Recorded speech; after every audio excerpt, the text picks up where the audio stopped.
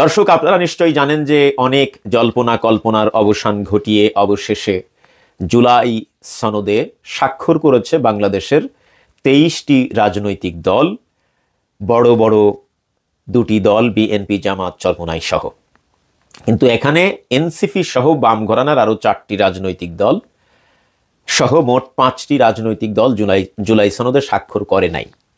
বরং জুলাই যোদ্ধাদের পক্ষ থেকে, যেখানে জুলাই সনদে স্বাক্ষরের জন্য একটা আয়োজন করা হয়েছিল অনুষ্ঠানের, সেখানে তারা প্রতিবাদ জানিয়েছে এবং পুলিশ লাঠিচার্জ করেছে একজন পঙ্গু জুলাই যোদ্ধা, যার একটি হাত নেই এবং হাতে একটা কৃত্রিম হাত সংযোজন করা হয়েছিল। পুলিশ লাঠিচার্জ করে সেই জুলাই যোদ্ধার কৃত্রিম হাতটিও খুলে ফেলেছে, যেটা খুবই দুঃখজনক। আমরা মর্মাহত হয়েছি। জামাতের পক্ষ থেকেও জামাতের সম্মানিত আমির ডাক্তার শফিকুর রহমান প্রতিবাদ জানিয়েছেন। এবং আপনারা জানেন যে জুলাই যোদ্ধারা সংসদ ভবনে ঢোকার চেষ্টা করেছে, সেখানেও ধাওয়া পাল্টা ধাওয়া হয়েছে, অনেকেই আহত হয়েছেন, যেটা আসলেই খুবই দুঃখজনক। তো এই ঘটনার পর জামাতের চরম সমালোচনা হচ্ছে, এবং এই সমালোচনা কারা করছে? বেশি সমালোচনা আসছে বিএনপির পক্ষ থেকে আর এনসিপির পক্ষ থেকে। জামাতকে মুনাফিক বলা হচ্ছে এবং অনেকেই তো ফতোয়া দিচ্ছেন জামাত যে মুনাফিক, ফতোয়া দিচ্ছেন, আবার দলিলও দিচ্ছেন। তো এই বিষয়টি নিয়ে আমি কথা বলতে চাই। সেটি হচ্ছে যে জুলাই সনদে স্বাক্ষর করল 23টি দল। এই 23টি দলের মধ্যে দুটি দল, জামায়াতে ইসলামী এবং ইসলামী আন্দোলন বাংলাদেশ, এই দুটি দল জুলাই সনদের আইনি ভিত্তি চেয়েছিল। এটা এনসিপিরও চাওয়া, এবং যারা স্বাক্ষর করে নাই সেই বাম ঘরানার রাজনৈতিক দলগুলিরও এটাই চাওয়া ছিল। এখন জামাতের সমালোচনা কেন হচ্ছে? যে জামাত বলল যে জুলাই সনদের আইনি ভিত্তি না দেওয়া পর্যন্ত তারা জুলাই সনদে স্বাক্ষর করবে না। সেই জামাত তাদের নীতির থেকে সরে এসে জুলাই সনদে স্বাক্ষর করার মাধ্যমে তারা মুনাফিকি করেছে। দলিল কি? আবু হুরায়রা রাদিয়াল্লাহু তাআলা আনহুর দলিল উপস্থাপন করেছেন। এই ফতোয়া কে দিয়েছেন? মুফতি বিএনপির নেতা মালাউই, উনি মালয়েশিয়ায় থাকেন, ওনার নাম আর উপস্থাপন করলাম না। বিষয়টা বোঝার চেষ্টা করেন। যে দল শরিয়া আইনে বিশ্বাস করে না, সেই দলের মুফতিরা জামাতের বিরুদ্ধে ফতোয়া দিচ্ছেন। বোঝা যায়? যে দল শরিয়া আইনেই বিশ্বাস করে না, সেই দলের নেতা আমাদেরকে শরিয়া শেখাচ্ছেন। বোঝার চেষ্টা করেন। জুলাই সনদে স্বাক্ষর করলো 23টি দল। তার মানে এই 23টি দলের মধ্যে মুনাফিক কোন দল? জামাত। আর বাকিরা সবাই ফেরেশতা। কথা বোঝেন কিনা? বাকিরা সবাই ফেরেশতা। বিএনপি নাম্বার 1 ফেরেশতা। জুলাই সনদে স্বাক্ষর করার কারণেই জামাত মুনাফিক হয়ে গেছে, আর ওনারা স্বাক্ষর করার কারণে আল্লাহর ওলি হয়ে গেছে। বিষয়টা অনেকটা এরকম মনে হচ্ছে। কেন মনে হচ্ছে? অনেকেই বলবেন যে বিএনপি তো আর আইনি ভিত্তি চাইনি। তো আইনি ভিত্তি চাওয়া আর না চাওয়া এটা কি? এটাই রাজনীতি। আপনি একটা দল করেন, ধরেন, আর আমি একটা দল করি। আপনার দৃষ্টিতে জনগণের চাওয়া আর পাওয়া, আর আমার দৃষ্টিতে জনগণের চাওয়া আর পাওয়া, দুইটা কি এক? না, দুইটা এক না। এটা জনগণ ঠিক করবে যে আমার চাওয়াটা জনগণের চাওয়া কিনা, আপনার চাওয়াটা জনগণের চাওয়া কিনা, এটা জনগণ ঠিক করবে। তো আমি তো আর কোনো দলের রাজনৈতিক নেতা না। যদি আমাকে বলেন একজন সাধারণ নাগরিক হিসাবে, আমি মনে করি জুলাই সনদের আইনি ভিত্তি এখনই দেওয়া উচিত। এটা জনগণের দাবি। এই দাবি জামায়াতে ইসলামী উপস্থাপন করেছিল। কিন্তু বিএনপি আইনি ভিত্তি চায় না। কেননা এটা জনগণের স্বার্থ না, এটা জনগণের চাওয়া পাওয়া না, এটা তাদের দলীয় স্বার্থ, এটা তাদের ব্যক্তিগত স্বার্থ। দলীয় স্বার্থেই তারা জুলাই সনদের আইনি ভিত্তি চায় না। এখন বলেন, যারা জনগণের পালস বুঝে, জনগণের চাওয়া পাওয়া বুঝে, জনগণের দাবি উপস্থাপনের চেষ্টা করেছে, তারা মুনাফিক। আর যারা জনগণকে তুয়াক্কা না করে নিজেদের দলের স্বার্থকেই বড় করে দেখেছে, তারা হচ্ছে আল্লাহর ওলি। এখন আসুন, যে জামায়াতে ইসলামী বলল যে জুলাই সনদের আইনি ভিত্তি না দেওয়া পর্যন্ত তারা জুলাই সনদে স্বাক্ষর করবে না। আমি বলছি এটা একটা রাজনীতি। রাজনীতিটা কি আসলে? রাজনীতিটা হচ্ছে, আপনি যদি বিরোধী দলে থাকেন, তাহলে আপনি আপনার দলের কিছু এজেন্ডা বা জনগণের কিছু দাবি দাওয়া আপনি যারা সরকারে আছেন তাদের কাছে উপস্থাপন করবেন, সেই দাবিগুলো আদায় করার চেষ্টা করবেন। কিন্তু রাজনৈতিক দল হিসাবে আপনি যে দাবিগুলো উপস্থাপন করেছেন, এই দাবিগুলো কি 100% আদায় করা সম্ভব? পৃথিবীতে এমন কোন রাজনৈতিক দল আপনি দেখাতে পারবেন যারা রাজনৈতিকভাবে বিরোধী দল হিসাবে সরকারের কাছে যত দাবি উপস্থাপন করেছে একেবারে 100টা দাবি, 100% দাবি সরকারের কাছ থেকে আদায় করে নিতে পেরেছে? এমন একটা রাজনৈতিক দল আমাকে দেখান। পাবেন না। তার মানে আমি বোঝাতে চাচ্ছি, একটা রাজনৈতিক দল যে দাবিগুলো নিয়ে সরকারের কাছে যায় অথবা কর্মসূচি দেয়, আন্দোলন করে, মিছিল করে, মিটিং করে, সমাবেশ করে, এই দাবিগুলো 100% সরকারের কাছ থেকে আদায় করা সম্ভব নয়। সরকারেরও এটা মেনে নেওয়া সম্ভব নয়। অনেক আমলাতান্ত্রিক জটিলতা থাকে, তাদেরও কিছু বিচার বিশ্লেষণ থাকে। সব মিলিয়ে বিরোধী দলে থাকা একটা রাজনৈতিক দলের সব দাবি আদায় করা সম্ভব হয় না। তারা কৌশলগতভাবে সময় নেয়। যেমন তারা ঐকমত্য কমিশনে তাদের দাবিগুলো নিয়ে বিএনপিকে সঙ্গে নিয়ে, অন্যান্য রাজনৈতিক দলকে সঙ্গে নিয়ে মাসের পর মাস আলোচনা করেছে, কিন্তু তারা ঐকমত্যে পৌঁছাতে পারেনি। এরপরে জামায়াতে ইসলামী মাঠের কর্মসূচি দিল। তো মাঠের কর্মসূচিতে তাদের বেশ কয়েকটা দাবি ছিল। এই দাবির মধ্যে দুটি দাবি ছিল প্রধান। এক হচ্ছে জুলাই সনদের আইনি ভিত্তি দিতে হবে, দুই হচ্ছে আগামী জাতীয় সংসদ নির্বাচন পিআর পদ্ধতিতে হতে হবে। তো জামাতের এই দাবির সাথে এনসিপি কিন্তু অলমোস্ট একমত। আগামী জাতীয় সংসদ নির্বাচনে সংসদ হবে দ্বিকক্ষ বিশিষ্ট, উচ্চকক্ষ এবং নিম্নকক্ষ। উচ্চকক্ষে জামাতও পিআর পদ্ধতি চায়, ইসলামী আন্দোলন বাংলাদেশ চায়, এনসিপিও চায়। কিন্তু নিম্নকক্ষে এনসিপি চায় না, জামাতও চায়, ইসলামী আন্দোলনও চায়, আর বিএনপি তো চাই না, উচ্চকক্ষেও চায় না, নিম্নকক্ষেও চায় না। তো এখন এই যে পিআর পদ্ধতির উপরে জামাত অনর, আর বিএনপি পিআর পদ্ধতি চায় না। এখন এইটা নিয়ে তো মাসের পর মাস আলোচনা হলো। আলোচনা হওয়ার পর আপনারা জানেন বিএনপি নেতারা, জামাতের নেতারা, এনসিপির নেতারা বিভিন্ন টকশোতে গিয়েছে।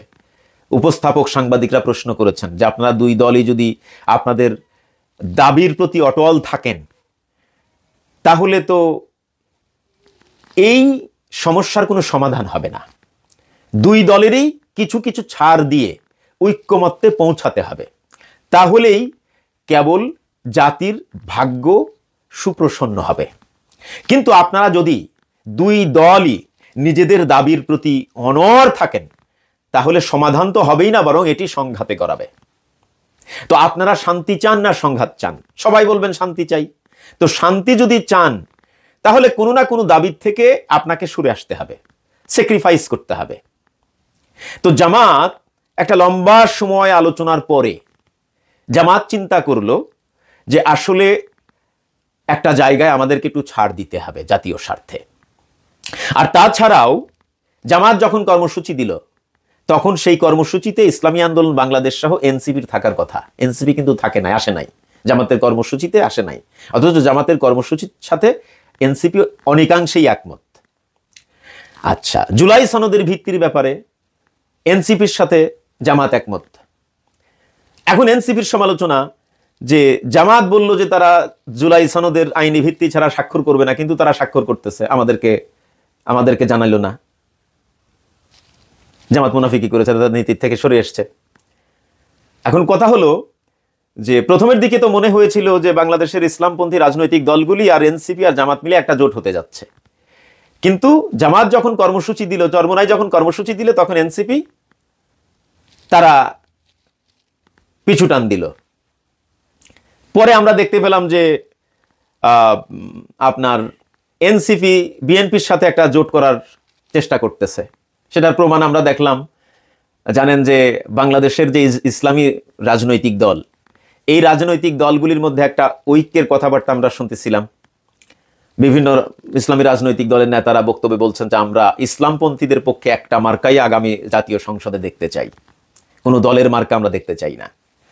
তো এই বিষয়টি আপনার বিএনপি ভালোভাবে নাই। ইসলামপন্থীদেরকে সবসময় বিভক্ত রাখার যে রাজনীতি, এটা সেকুলার রাজনীতিবিদ বা বাম ঘরানার রাজনীতিবিদ যারা আছেন তারা সবসময় চেয়েছেন যে ইসলামপন্থীরা বিভক্ত থাক, কারণ ইসলামপন্থীরা যদি ঐক্যবদ্ধ হয় তাহলে তারাই রাষ্ট্রীয় ক্ষমতায় যাবে। অতএব ছলে বলে কলে কৌশলে তাদেরকে বিভক্ত রাখতে হবে। এই রাজনীতি আওয়ামী লীগও করে আসছে যুগের পর যুগ ধরে।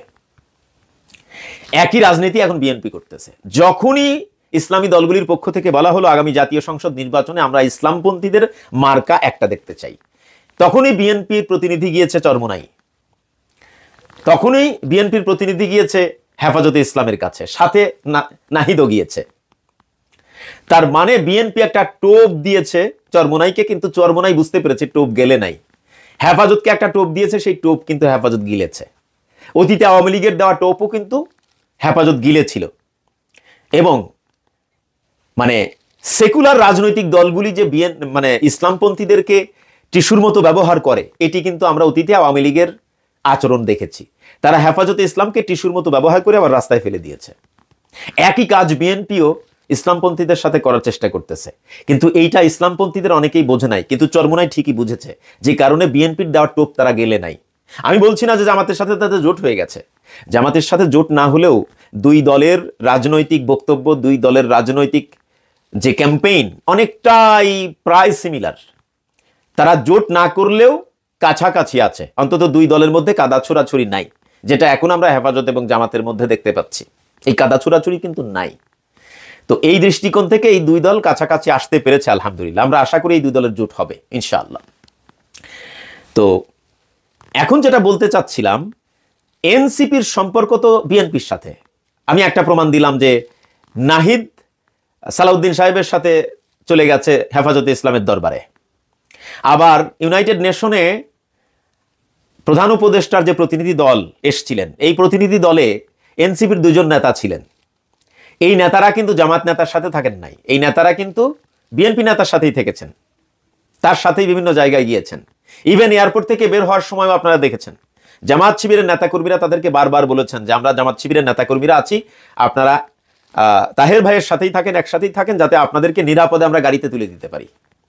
তাদের কোনো কথা কর্ণপাত করে নাই, মির্জা ফখরুলও করে নাই, ওই আক্তার যারাও করে নাই, যে কারণে তারা অপমান অপদস্থর শিকার হয়েছে। তো এতে প্রমাণিত হয় যে বিএনপির সাথে এনসিপির একটা জোট হতে যাচ্ছে, তাই না? তো এখন জোটটা কিভাবে হবে? রাজনীতিতে যদি দুই দলের চিন্তাধারা এক না হয়, মোটামুটি, আমি 100% বলছি না, বিশেষ বা প্রধান আপনার ইস্যুতে দুটি দলকে ঐক্যমত্য পোষণ করতে হয়, তারপরেই কিন্তু জোট হয়। তো এখন বাংলাদেশের প্রধান ইস্যু এখন দুইটা, আগামী জাতীয় সংসদ নির্বাচনকে সামনে রেখে। এক নাম্বার হচ্ছে নির্বাচনটা কি পিয়ার পদ্ধতিতে হবে নাকি প্রচলিত পদ্ধতিতে হবে। 2 নাম্বার হচ্ছে জুলাই সনদের আইনি ভিত্তি দিতে হবে নাকি আইনি ভিত্তি দিতে হবে না। তো দেখেন আপনি, এনসিপি চাচ্ছে উচ্চ কক্ষে পিয়ার পদ্ধতি, নিম্ন কক্ষে চাচ্ছে না, কিন্তু বিএনপি উচ্চ কক্ষ নিম্ন কক্ষ কোনো জায়গায় পিয়ার পদ্ধতি চাচ্ছে না, বিরোধিতা করতেছে। আবার জুলাই সনদের আইনি ভিত্তি বিএনপি দিতে চাচ্ছে না, কিন্তু এনসিপি আইনি ভিত্তি না দিলে স্বাক্ষর করবে না বললে তারা স্বাক্ষর করলো না।